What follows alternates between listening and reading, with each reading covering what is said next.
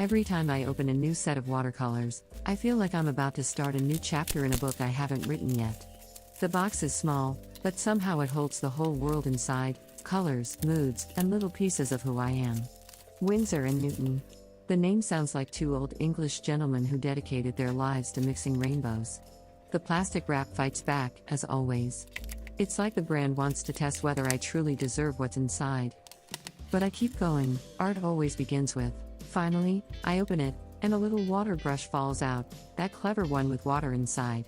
I always think, art tools are evolving faster than people sometimes. I turn the box around, reading the color names like poetry: lemon yellow, viridian, ultramarine. Each one feels like a small universe in a tiny cube. I unwrap them slowly, one by one, the paper crackling like it's whispering, "Welcome back." There's something meditative about this moment, before the first stroke, before the mess. Just quiet anticipation. I line up the colors, all shining softly, and I think, this is what happiness looks like: tiny, colorful, and waiting to be touched by water.